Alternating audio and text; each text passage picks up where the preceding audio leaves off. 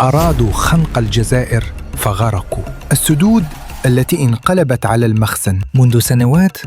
باشر النظام المغربي بناء سلسلة سدود حدودية استراتيجية، لا لهدف تنموي حقيقي، بل لقطع الشرايين المائية التي تغذي الغرب والجنوب الغربي الجزائري. سد قدوسة شيد على واد غير بسعة تخزينية تصل إلى 220 مليون متر مكعب. هذا السد تسبب بشكل مباشر في تجفيف ممتد لسد جرف التربة ببشار، مما أدى إلى نفوق الأسماك وتهديد الأمن المائي لآلاف المواطنين الجزائريين.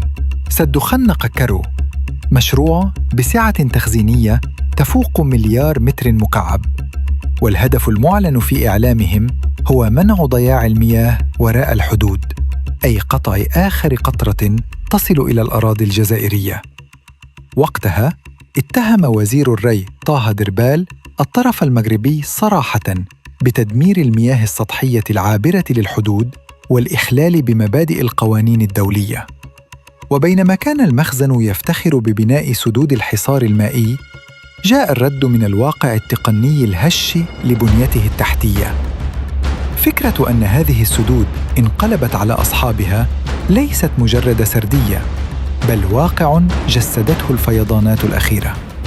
في الغرب وخلال شهري جانفي وفيفري 2026 شهدت منطقة القصر الكبير غرقاً كاملاً للأحياء السكنية، وكان السبب امتلاء سد وادي المخازن بنسبة تجاوزت 100%، واضطرار السلطات إلى تفريغ كميات هائلة من المياه التي غمرت بيوت المغاربة في فشل ذريع لإدارة الأزمات المائية.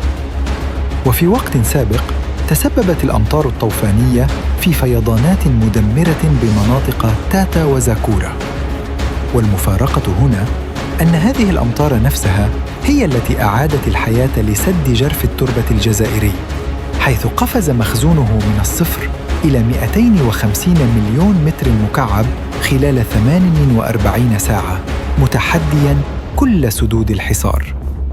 المخزن الذي أنفق الملايين لبناء سدود الابتزاز وجد نفسه عاجزاً عن حماية مواطنيه من الغرق في الغرب والشمال والجنوب. هذه هي نتيجة السياسات التي تبنى على الحقد لا على التنمية.